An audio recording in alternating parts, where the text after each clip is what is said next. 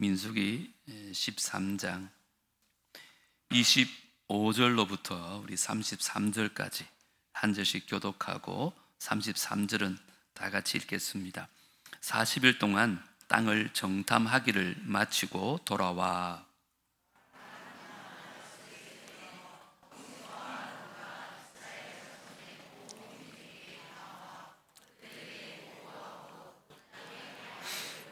모세에게 말하여 이르되 당신이 우리를 보낸 땅에 간즉 과연 그 땅에 젖과 꿀이 흐르는데 이것은 그 땅의 과일이니이다.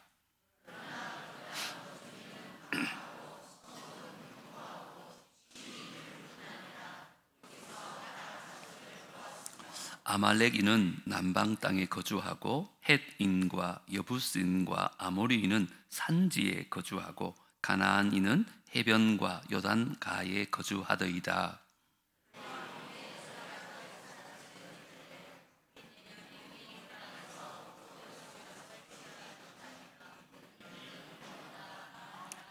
다시 30절 다시 여러분 읽겠습니다. 시작.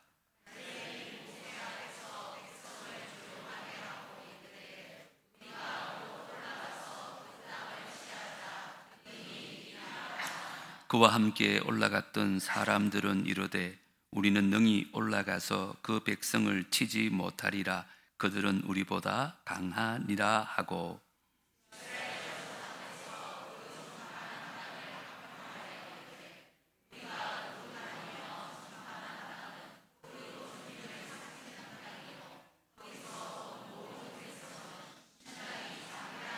다 같이요. 거기서 네피림 후손인 아낙 자손의 거인들을 보았나니 우리는 스스로 보기에도 메뚜기 같으니 그들이 보기에도 그와 같았을 것이니라. 아멘. 지난 1일부터 창세기를 시작해서 한 3년 정도에서 요한계시록까지 중요한 내용들을 좀 살펴보려고 합니다. 오늘은 민수기 두 번째 시간 12 정탐꾼의 믿음이라는 제목으로 말씀을 좀 나누려고 합니다. 요즘에는 잘 안 하는 것 같은데 예전에는 결혼하기 전에 약혼이라는 것을 많이들 했습니다. 그냥 결혼식 날짜가 되어서 결혼하면 될 텐데 왜 약혼을 했을까요? 물론 제 결혼까지 그 약속이 깨어지지 않겠다는 서약이기도 하지만 사실 약혼은 미리 그 결혼에 대한 기쁨을 함께 누리는 것입니다. 그래서 결혼만 해도 되지만 이 약혼이라는 것을 통해서 나중에 이루게 될 그 결혼을 미리 앞당겨서 같이 기뻐하는 것이 약혼입니다. 우리 하나님께서도 만물의 주관자이시기 때문에 모든 일을 그냥 행하셔도 됩니다. 그런데 하나님은 꼭 하나님이 계획하신 일을 우리에게 미리 다 말씀해 주세요. 왜 그럴까요? 하나님께서 행하실 그 일을 우리가 미리 바라보면서 하나님과 함께 기쁨을 누리기를 원하시는 거예요. 그리고 그날이 오기까지 하나님과 동행하면서 그 하나님의 뜻대로 살기를 원하셔가지고 하나님께서는 우리에게 약혼처럼 그렇게 약속을 하시는 것입니다. 오늘 본문도 우리 너무 잘 아는 본문인데 사실 본문의 핵심은 가나안 땅을 주시겠다는 하나님의 약속으로부터 시작되어졌다는 거예요. 이 전제가 없으면 이 본문을 제대로 해석할 수가 없어요. 다시 말해서 하나님이 약속하셨기 때문에 가나안 땅은 반드시 주실 텐데 오늘 본문을 보면 이스라엘 백성들이 그것을 믿지 못합니다. 그래서 막 불신앙 가운데 흔들리고 있는 이스라엘 백성들의 모습을 볼 수 있어요. 본문의 배경은 잘 아시죠? 12명의 정탐꾼을 가나안 땅에 보내지요. 가나안 땅은 이미 약속으로 받은 땅이에요. 다시 말하면 이미 주신 땅과 다름없어요. 그런데 12명의 정탐꾼 중에 10명은 뭐라 그래요? 우리는 메뚜기 같다. 우리는 못한다. 그러지요. 그런데 여호수아와 갈렙은 다르게 이야기합니다. 우리는 능히 할 수 있다. 그들은 우리의 밥이다. 이런 말을 하잖아요. 물어볼까요? 아니, 똑같은 곳에서 똑같은 것을 보고 왔는데 왜 다르게 말을 했을까요? 어떤 분들은 이게 컵에 물이 반쯤 담겨 있는데 어떤 사람을 읽어보고 이야, 반이나 남았네? 이렇게 말하는 사람도 있고, 똑같은 건데도 이야, 반밖에 안 남았네? 이렇게 말하는 사람도 있다는 거예요. 똑같은 사물이지만 긍정적으로 보느냐 부정적으로 보느냐에 따라서 말이 달라진다고 이 본문을 해석하는 목사님도 종종 있습니다. 물론 다 틀린 말은 아니지만 본문의 핵심은 그게 아니에요. 오늘 본문의 핵심은 과연 믿음이 무엇인가, 이것을 오늘 우리에게 가르쳐 주고 있는 것입니다. 그래서 저는 오늘 이 10명의 정탐꾼의 믿음과 여호수아와 갈렙의 믿음을 좀 살펴보면서 우리의 믿음을 좀 점검했으면 좋겠어요. 우리의 믿음이 과연 어느 부류에 있는 믿음인가? 늘 여호수아와 갈렙 같은 믿음인 줄 아는데 혹 우리 안에 10명의 정탐꾼 같은 믿음은 없는가? 그래서 전쟁 같은 이 세상에서 올바른 믿음을 가지고 날마다 승리할 수 있는 남부의 모든 성도들 되어지기를 주의 이름으로 축복합니다. 먼저 10명의 정탐꾼의 믿음을 좀 살펴보려고 합니다. 여러분, 왜 이 10명들은 가나안 땅에 들어가지 못한다고 말을 했을까요? 그들은 이렇게 얘기하잖아요. 아낙 자손은 너무 크다. 네피림 자손들은 원래부터 거인 족속이다. 그들의 성읍은 너무 견고하고 그에 비하면 우리는 메뚜기 같다. 자, 여러분, 이거 잘 본 겁니까? 잘 못 본 겁니까? 잘 본 겁니다. 시력이 아주 좋아요. 정확하게 본 거예요.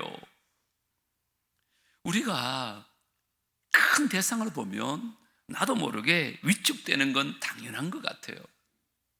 제가 지금도 기억이 나는데, 제가 어릴 때만 해도요, 저 달성공원에 가면 그 문 앞에서요, 큰 거인이 표를 받고 있었어요. 여러분 기억나시죠? 물론 친절하게 웃으면서 이렇게 손님을 맞이하는데도 제게는 얼마나 공포스러운지 몰라요. 어느 날 지나가는데 귀엽다고 그랬겠죠. 머리를 쓰다듬는데 죽는 줄 알았어요. 제가 엄마하고 같이 갔는데 내가 얼마나 울었는지 몰라요. 이처럼 우리는 큰 대상을 보면 누구나 위축되는 건 당연해요. 메뚜기 같죠. 맞습니다. 그런데 그들의 고백이 어디서 나왔는지를 알아야 돼요. 자, 31절을 한번 보십시오. 우리는 능히 올라가서 그 백성을 치지 못하리라. 왜요? 그들은 우리보다 강하니라. 지금 이스라엘 백성들은 누구랑 누구를 비유하고 있는 거예요? 그들은 우리보다 크다. 그들은 우리보다 강하다. 왜 우리보다 크다는 말을 했을까요? 10명의 정탐꾼들은 이 싸움을 우리와 가나안 족속들과의 싸움으로 본 거예요. 첫 단추부터 잘못 끼워진 겁니다. 이 싸움은 나와 아낙 자손의 싸움이 아니에요. 하나님과 아낙 자손의 싸움인 줄 믿습니다. 이 믿음이 빠진 거예요. 그들의 믿음의 핵심이 이거예요. 여러분, 그인 골리앗 앞에 사울왕과 이스라엘 백성들이 벌벌 떨고 있었어요. 그런데 다윗은 물맷돌 가지고 막 돌진하거든요. 아니, 어떻게 그럴 수 있었을까요? 다윗이 평소에 물맷돌 연습을 너무 많이 해가지고 이거 하나만큼은 자신감이 있어서 그랬을까요? 아니면 40일 주야로 막 골리앗이 과음을 지르면서 이스라엘을 욕을 하니까 그 욕이 듣기 싫어서 그랬을까요? 아닙니다, 여러분. 여러분, 사무엘상 17장 47절을 한번 다 같이 한번 읽어보겠습니다. 시작. 여호와의 구원하심이 칼과 창에 있지 아니함을 이 무리에게 알게 하리라. 전쟁은 여호와께 속한 것인즉 그가 너희를 우리 손에 넘기시리라. 뭐라 그래요? 여호와의 구원하심이 칼과 창에 있지 않음을 이 무리에게 알게 하기 위한 것이에요. 그러면서 하는 말이 뭐예요? 전쟁은 나에게 속한 게 아니다. 전쟁은 주님께 속한 것이다. 여러분, 나에게 속한 전쟁이 아닌데 나하고 비교할 필요가 없는 거잖아요. 전쟁은 하나님께 속한 전쟁인데 내가 메뚜기든 내가 하루살이든 그게 중요해요. 근데 이 10명의 정탐꾼들은 그 싸움의 본질을 잘 몰랐던 거예요. 나에게 속한 싸움인 줄 알고 착각을 했던 거예요. 여러분, 이게 우리들 아닌가요? 여러분, 전쟁 같은 인생이라고 그렇게 말하잖아요. 아마 오늘도 교회를 떠나서 세상 가운데 가면 수도 없이 많은 전쟁 같은 문제들을 우리가 만나잖아요. 자, 이 전쟁 같은 우리 인생 가운데 꼭 기억해야 될 게 뭐냐? 이 싸움은 나에게 속한 싸움이 아니라는 거예요. 누구에게? 주님께 속한 싸움인 줄 믿습니다. 여러분, 이 믿음을 꼭 가지셔야 돼요. 그래서 우리가 아무 생각 없이 그냥 살 때는요, 삶의 모든 문제들이 나에게 속한 것처럼 그렇게 살아요. 그래서 염려하고 걱정하고 근심하며 두려워하잖아요. 그런데 이것이 하나님께 속한 전쟁하는 것을 보는 눈이 뭐냐, 힘이 뭐냐, 그게 바로 믿음이라는 거예요. 그래서 믿음은요, 이 전쟁이 나에게 속한 게 아니라 하나님께 속한 것이기에 하나님께서 친히 싸우신다는 것을 믿는 것을 믿음이라고 말해요. 저는 여러분들에게 이런 믿음이 있게 되기를 주의 이름으로 축복합니다. 전쟁은 하나님께 속한 것이기 때문에 하나님이 날 대신하여 싸워주실 줄 믿습니다. 그래서 믿음이 생기면 우리 가운데 3가지 현상이 생겨요. 잘 들어보세요. 첫 번째, 믿음이 있으면 보이지 않는 하나님을 볼 수 있게 돼요. 두 번째, 믿음이 있으면요, 보이지 않는 하나님의 다스림을 보기 시작합니다. 세 번째, 믿음이 있으면요, 믿음을 갖기 전에 보이지 않았던 영적인 실체들이 보이기 시작합니다. 그때부터 천국이 보여지고요, 그때부터 십자가의 은혜가 막 느껴지고요, 그때부터 소망들이 막 생기는 거예요. 왜요? 영적인 실체들이 보이기 시작하니까. 그 믿음이 생기면 3가지, 하나님과 하나님의 다스림과 영적인 실체들이 보여지기 시작해요. 자, 그러면 이렇게 믿음이 커지면 커질수록 우리에게 나타나는 현상이 뭔지 아세요? 하나님이 커 보이시기. 믿음이 커지면 커질수록 하나님이 크게 보이시는 거죠. 여러분, 우리에게 믿음이 있다고 해서 문제가 없어지는 건 아니에요. 여전히 문제는 내 앞에서 태산처럼 놓여 있어요. 그에 비해서 나는 너무 작고 나는 너무 부족해요. 메뚜기 같아요. 그건 사실입니다. 그런데 중요한 것은 믿음이 없으면요, 문제만 보인다는 거예요. 왜요? 믿음이 없이는 영적인 실체가 안 보이기 때문에. 그런데 믿음이 있으면 그때부터요, 하나님이 보이기 시작하는 거예요. 그리고는 그 믿음이 자라고 그 믿음이 커지기 시작하면 문제는 그대로 있는데 그 문제보다 훨씬 더 크신 하나님이 보이기 시작하는 거예요. 이게 바로 믿음의 핵심입니다. 이 열정탐꾼에게는 그게 없었어요. 그래서 우리는 메뚜기 같다 그러잖아요. 그런데 제가 이번에 설교 준비하면서 이사야서에서 너무 재미있는 문구를 하나 발견했어요. 이사야 40장 22절에 보니까 이런 말씀이 있으시더라고요. 그는 땅 위 궁창에 앉으시나니. 하나님은요, 저 궁창을 보좌 삼아 툭 앉아 계세요. 그리고 땅을 바라보니까 땅에 사는 사람들은 뭐 같대요? 메뚜기 같으니라. 하나님 보시기에는요, 땅에 사는 모든 사람들이 다 메뚜기 같은 거예요. 그래서 안악다손들이 커봐야 얼마나 크겠어요. 하나님 보시기에는 다 똑같아요. 다 메뚜기 같아요. 여러분, 이 말이 무슨 말일까요? 성경은 내가 메뚜기인 것 전혀 관심이 없어요.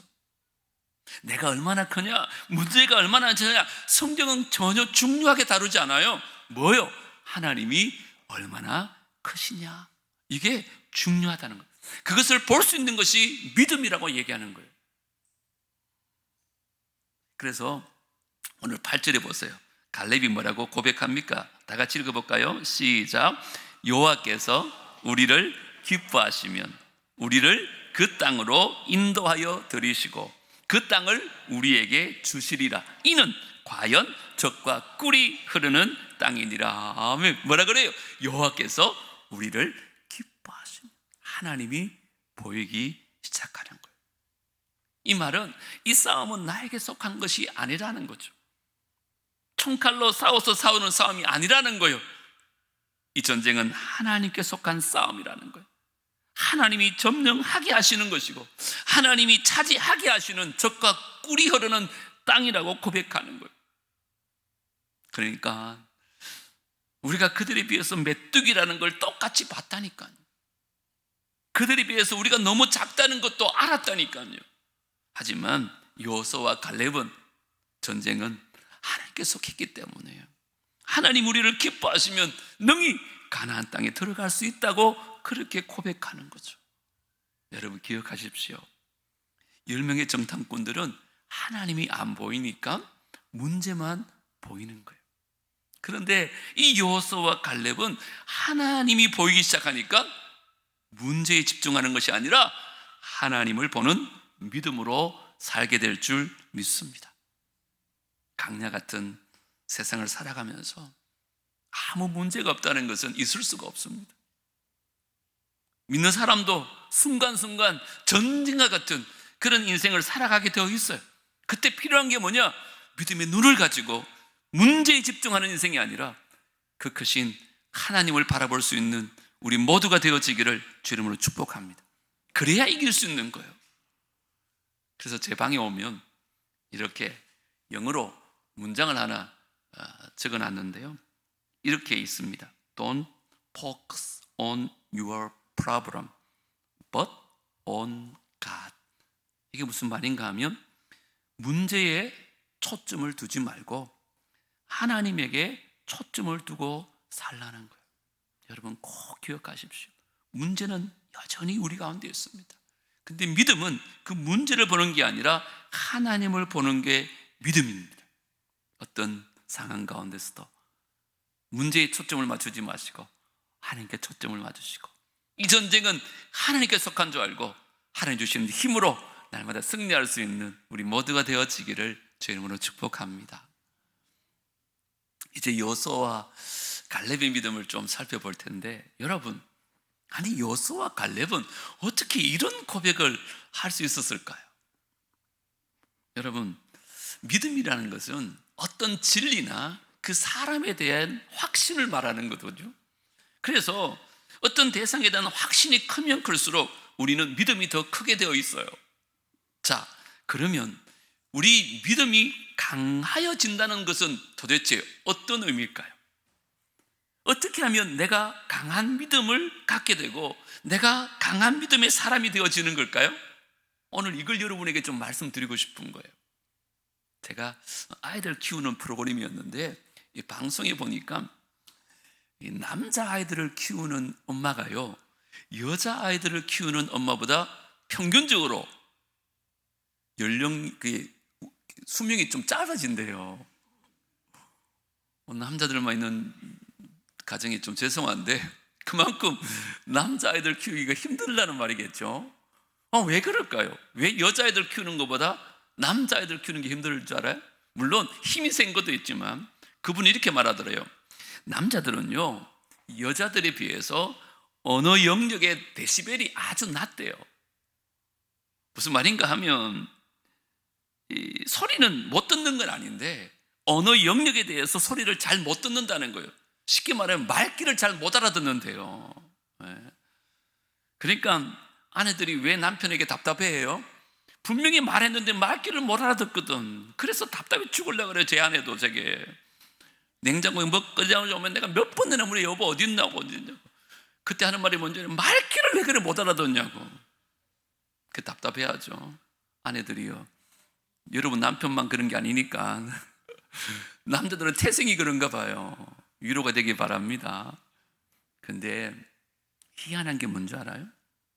남자들은 내부적으로 듣는 언어 능력은 약한데요 외부적으로 듣는 능력은 여자들보다 훨씬 더 뛰어나대요.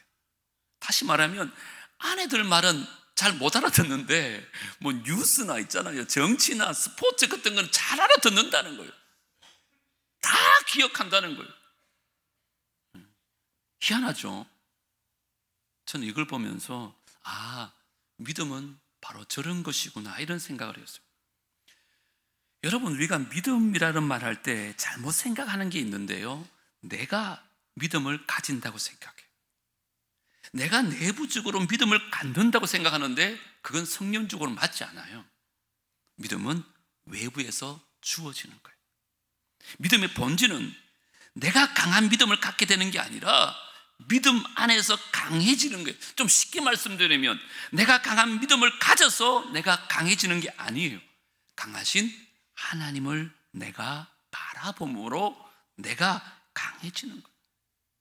그러니까 강하신 하나님을 보게 하는 힘이 뭐냐? 이게 바로 믿음이라는 거예요. 내 믿음은 원래 약해요. 내 믿음은 원래 겨자씨보다 작아요. 그 이상을 우리는 넘어설 수가 없어요. 그런데 우리가 강하신 하나님을 바라볼 때 우리가 강해지기 시작한다는 거예요. 그래서 강한 믿음이 아니라 믿음 안에서 강해진다는 거죠. 그런데 우리는 자꾸만 믿음을 수량으로 생각하는 거예요. 데시벨처럼 막 높았다가 훅 낮아지면 갑자기 당황해하고 내가 잘 믿은 줄 알았는데 이것밖에 안 되는구나, 낙심하고 낭망하잖아요. 그건 옳은 믿음이 아니에요. 믿음은 나로부터 출발하잖아요. 하나님으로부터 주어지는 것이 믿음인 줄 믿습니다. 그래서 마가복음 9장에 보면 귀신 들린 아이를 데리고 온 아버지 얘기가 나와요. 그래서 예수님께 이렇게 말하죠. 귀신이 그를 죽이려고 불과 물에 자주 던지나이다. 그러나 무엇을 하실 수 있거든 우리를 불쌍히 여겨서 도와주시옵소서. 아이가 귀신이 들려가지고 자꾸 막 불에 막 뛰어드는 거예요. 물에 자꾸 뛰어드는 거예요. 아버지 마음이 어떻겠어요? 그래서 데려와서 제자들에게 먼저 고쳐달랐는데 제자들이 아무도 못 고치는 거예요. 그래서 예수님께 데려와가지고 제자들은 못 고치던데 스승님 당신 할 수 있으면 한번 고쳐봐달라고 그렇게 얘기하는 거죠. 그때 예수님이 뭐라고 말씀하세요? 23절에 예수께서 이러시되 할 수 있거든이 무슨 말이냐? 믿는 자에게는 능히 하지 못할 일이 없느니라, 이렇게 말씀해요. 근데 이걸 영어 성경에 보면 뭐라고 말하냐? If you can이라고 말해요. 할 수 있냐고? 할 수 있다고 믿는 자에게는 모든 일이 다 가능하다, 이렇게 말씀을 하는 거예요. 그러면서 24절에 보면 이런 말씀 나와요. 곧 그 아이의 아버지가 소리를 질러 이르되 내가 믿나이다. 그 다음 뭐라 그래요? 나의 믿음 없는 것을 도와주소서. 여러분, 좀 문장이 이상하지 않아요? 아니, 논리적으로 보면 주님, 이제 내가 믿습니다. 나의 믿음을 보시고 내 아들 좀 고쳐주십시오, 이렇게 얘기하는 게 자연스러운 전개잖아요. 그런데 뭐라 그래요? 내가 믿나이다. 나의 믿음 없음을 도와달라는 거예요. 자, 그러면 이게 무슨 말인 줄 아세요? 이 말의 핵심은 내게 믿음이 없다는 거예요. 맞습니다, 여러분. 내 믿음은 항상 왔다 갔다 합니다. 내 믿음은 겨자씨보다 작기 때문에 우리의 믿음은 항상 부족해요. 그래서 내가 지금 믿습니다. 그 믿음의 대상이 누구냐는 거예요. 강하신 주님이십니다. 위대하신 주님이십니다. 모든 질병을 고치시는 주님이십니다. 그 주님을 내가 볼 때 내가 믿음이 강해진다는 거예요. 이게 믿음의 원리입니다. 꼭 기억하십시오. 믿음의 뿌리가 나에게 있는 게 아닙니다. 우리는 자꾸 여기서부터 시작하기 때문에 내 믿음에 대해서 실망하는 거예요. 믿음의 본질은요, 우리 주님께 있다는 거예요. 그래서 우리가 시시때때로 믿음이 왔다 갔다 하는 건요, 당연한 겁니다. 왜냐하면 강하신 하나님을 우리가 볼 때만 강해지기 때문에, 위대하신 하나님을 우리가 볼 때만 우리가 위대하기 때문에, 여러분 꼭 기억하세요. 내가 강한 믿음을 소유해서 내가 지금 날마다 버티고 있는 게 아닙니다. 우리의 믿음으로는 도저히 그렇게 할 수가 없어요. 우리는 너무 약합니다. 이 아이의 아버지처럼 주님, 내게는 믿음이 없습니다. 그래서 40년, 50년 신앙생활에도 조금만 어려움이 있으면 또 낙심하고 또 주저앉는 것이 바로 접니다. 맞습니다. 그런데 오늘 내가 주님을 바라봅니다. 위대하신 그 주님을 바라보는 것이 믿음이라는 거예요. 그래 뭐라 그래요? 나의 믿음 없음을 도와주십시오. 그렇게 기도하는 거잖아요. 여러분, 원래부터 강한 믿음을 가진 사람은 아무도 없습니다. 태어날 때부터 믿음을 가지고 태어나는 사람도 아무도 없어요. 늘 그 강하신 하나님을 바라보고 그 하나님을 붙잡을 때만 내 믿음이 강해지는 줄 믿습니다. 그래서 여러분, 믿음은 자랑할 게 아닙니다. 왜요? 내가 가진 믿음이 아니기 때문에. 우리의 믿음은 다 주님이 주신 것이기 때문에, 그 뿌리가 하나님께 있기 때문에 우리는 믿음을 자랑하면 안 돼요. 또 믿음이 약한 사람들 함부로 무시하면 안 됩니다. 그거는 교만입니다. 여러분, 에베소서 2장 8절 9절 한번 읽어보겠습니다. 시작. 너희는 그 은혜에 의하여 믿음으로 말미암아 구원을 받았으니 이것은 너희에게서 난 것이 아니요 하나님의 선물이라. 행위에서 난 것이 아니니 이는 누구든지 자랑하지 못하게 함이라. 아멘. 내가 주님을 믿은 것 같죠? 아니요, 주님이 우리를 믿게 하셨다는 것. 내가 가진 믿음으로 구원을 따낸 것 같죠? 아니요, 구원은 주님께서 우리에게 주시는 선물이라고 말하는 거예요. 그래서 내가 자랑할 게 없다는 거예요. 오로지 하나님께 내 믿음이 있고, 하나님께 내 강함이 있고, 하나님께 내 모든 게 있다는 거예요. 이 고백이 바로 여호수아와 갈렙의 고백이었습니다. 그러니까 나로부터 시작되는 믿음은요, 40년, 50년 신앙생활을 해도 고난이 오면 예전의 믿음으로 다 돌아가게 되는 게 당연합니다. 내가 수련회 갔다 오고 부흥회 갔다 와서 내 믿음이 막 강해진 것 같죠? 보세요. 조금만 어려움이 있으면 말짱 도루묵입니다. 다 무너지는 게 우리로부터 시작되는 믿음이에요. 그래서 어떤 분들은 그런 말 하더라고요. 고난이 오면 믿음이 강해진다. 맞는 말일까요? 틀린 말일까요? 다 그렇지 않아요. 모든 사람이 고난 가운데 믿음이 강해지는 게 아니에요. 그 고난의 순간에 하나님을 바라보는 사람만이 강한 믿음으로 소유될 줄 믿습니다. 그때부터 강해지기 시작하는 거예요. 성경은 그것을 강하다고 말씀하는 거예요. 나로부터 시작되는 게 아니에요. 믿음은 하나님을 바라볼 때 하나님으로부터 주어진다는 거예요. 그래서 시편을 집에 가서 한번 쭉 읽어보세요. 저도 군대에서 제일 힘들 때 시편을 너무 많이 읽었는데 참 위로가 되더라고요. 처음에는 예를 들면 나는 메뚜기 같습니다. 나는 삶의 정황이 너무 어렵습니다. 눈물 없이 살 수가 없습니다. 문제는 너무 크고 나는 숨 쉴 조차도 힘이 어디로서 못 써요. 나의 눈물을 눈물병에 담아야 됩니다. 이런 시가 많이 있습니다. 근데 그 시를 보세요. 그렇게 결론이 끝나지 않습니다. 대부분 어떻게 끝나는 줄 알아요? 여호와 우리 주여 어찌 그리 크신지요. 여호와 우리 주여 어찌 그리 위대하신지요. 여호와 우리 주여 어찌 그리 아름다우신지요. 이렇게 주님을 찬양하는 것으로 바뀌어요. 왜요? 문제는 여전히 있죠. 하지만 그 시편의 기자는 하나님의 위대하심과 하나님의 강하심을 보기 시작하는 거예요. 그때부터 하나님을 찬양하는, 그 문제 속에서도 하나님을 찬양하기 시작해요. 왜요? 이 전쟁은 나에게 속한 것이 아니라 하나님께서 속하신 것이다. 이게 뭐예요? 문제의 크기를 가지고 고민하는 것이 아니라, 나의 크기를 가지고 걱정하는 것이 아니라 하나님의 크심을 보여잖아요. 그게 뭐냐? 그게 바로 믿음의 뿌리라는 것입니다. 오늘 여호수아와 갈렙이 이 고백을 할 수 있던 이유가 뭘까? 그들도 부족한 거 알아요. 우리 힘으로 안 된다는 거 알아요. 그거 몰라서 큰 소리 친 거 아닙니다. 근데 그들에게 남들이 모르는 것 하나 알고 있었어요. 그게 뭐예요? 하나님이 너무너무 크시다는 것, 하나님이 너무너무 위대하시다는 것, 하나님은 너무너무 강하시다는 것, 그것을 믿었던 거예요. 그래서 뭐라 그래요? 이 싸움은 나에게 속한 싸움이 아니라 전쟁은 하나님께 속해 있다. 그러니까 우리는 반드시 승리한다. 그렇게 고백하는 거예요.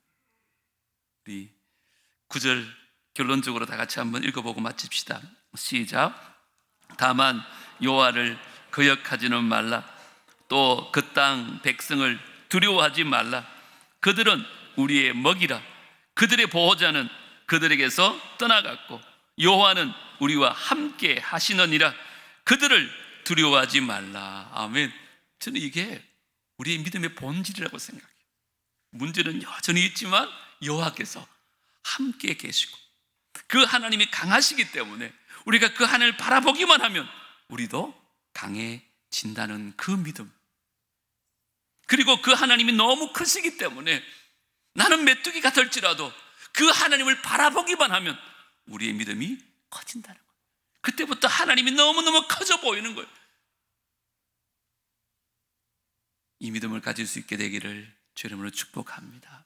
그래야 수십 번 넘어지고 수십 번 흔들리고 수없이 마음이 변하고 수없는 생각들로 혼란스러울 이 시대 가운데 우리는 흔들리지 않는 믿음을 가지고 승리할 수 있다는 거예요. 마틴 루터가 종교개혁을 할 때 너무너무 힘들었어요. 얼마나 힘들었겠어요. 그때 지은 찬송시가 있는데 그게 우리가 너무 잘 아는 주는 내주는 강한 성이요 그 찬송이에요. 저는 2절을 참 좋아해요. 내 힘만 의지할 때는 패할 수밖에 없도다. 힘 있는 장수 나와서 날 대신하여 싸우네. 이 장수 누군가? 주 예수 그리스도 만군의 주로다. 당할 자 누구랴? 어떻게 돼요? 반드시 이기리로다. 우리 같이 한번 불러볼까요? 내 힘만 의지할 때는 패할 수밖에 없도다. 힘 있는 장수 나와서 날 대신하여 싸우네. 이 장수 누군가? 주 예수 그리스도 만군의 주로다. 당할 자 누구랴? 어떻게 된다고요? 반드시 이기리로다. 할렐루야. 우린 반드시 이길 수 있습니다. 메뚜기 같은 우리 인생이지만, 문제가 내 앞에 너무너무 태산 같은 문제가 놓여 있지만, 이 전쟁은 나에게 속한 게 아니에요. 하나님께 속했고 나와 함께 하시는 그 하나님이 날 대신하여 싸워 이기게 하여 줄 믿습니다. 그 약속의 하나님, 그 위대하신 하나님, 그 크신 하나님 붙잡고 그 주님 바라봄으로 말미암아 날마다 승리하는 믿음의 성도들 다 되어지기를 주의 이름으로 축복합니다. 주보 찬양하겠습니다. 사실은 지난 목요일 날 여러분에게 카톡을 보내면서 위대하신 주 그 찬양하고 싶었는데 미리 좀 연습해오라 했더만은 어떤 권사님들이 목사님 너무 어려워요 그래가지고 제가 좀 쉬운 찬양으로 바꿨습니다. 오늘 말씀 기억하면서 찬양하겠습니다.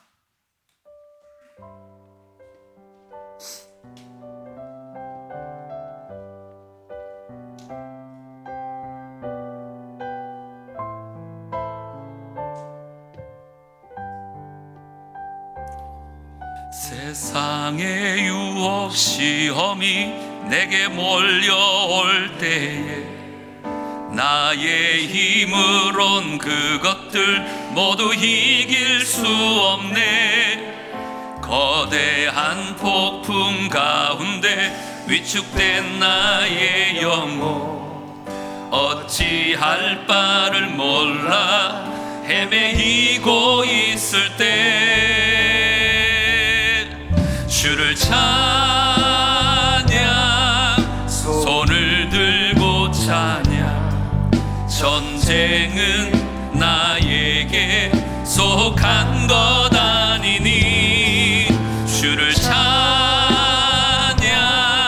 손을 들고 찬양 전쟁은 하나님께 속한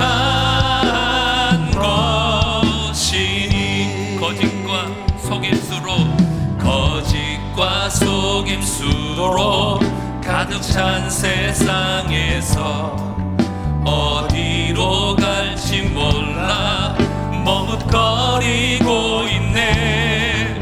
공중의 권세 잡은 자 지금도 우리들을 실패와 절망으로 넘어뜨리려 하네. 주위를 둘러보면 아무도 없는 듯 믿음의 눈을 들면 보이는 분 계시네. 지금도 내 안에서 역사하고 계시는 사망과 어둠의 권세 물리치신 예수님 주를 찬양 손을 들고 찬양 전쟁은 나에게 속한 것 아니니 주를 찬양 손을 들고 찬양 전쟁은 하나님께 속한 것. 다시 한번 믿음으로 고백합니다. 주를 찬양 손을 들고 찬양 전쟁은 나에게 속한 것 아니니 주를 찬양 손을 들고 찬양 전쟁은 하나님께 속한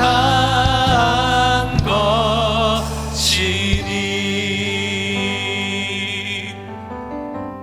하나님, 전쟁 같은 세상 가운데 늘 살아갑니다. 문제들을 만날 때마다 내게 믿음이 있는 줄 알지만 결국 그 문제 앞에서 낭망하고 염려하며 좌절하는 우리의 모습을 봅니다. 내게 믿음 없음을 고백합니다. 주님, 나를 도와주시옵소서. 이제 문제만 바라보는 어리석은 사람들이 아니라 문제는 여전히 있지만 그 문제 속에 역사하시고 나와 함께 하시며 나에게 큰 힘이 되시는 하나님을 바라볼 수 있는 믿음이 있게 하여 주시옵소서. 특별히 우리 가운데는 물질 문제 때문에, 건강 문제 때문에, 관계 문제 때문에 너무 어려워 힘들어하는 분들도 계십니다. 이 문제는 우리 인생 가운데 사라지지 않을 것입니다. 하지만 지금도 우리와 함께하고 계시는 그 주님을 믿음의 눈을 뜨고 바라보게 하여 주시옵소서. 하나님의 다스리심을 기억하게 하여 주시옵소서. 영적인 실체들을 보게 하여 주시옵소서. 그래서 그 문제 속에서도 주님을 찬양하게 하여 주시고 날마다 승리하는 삶을 살게 하여 주시옵소서. 우리를 떠나지 마옵소서. 우리를 버리지 마옵소서. 세상 끝날까지 함께 하여 주시고 우리의 힘이 되어 주시옵소서. 모든 것 주께 의탁하옵고 예수님 이름으로 기도드리옵나이다. 아멘. 치유기도 하겠습니다.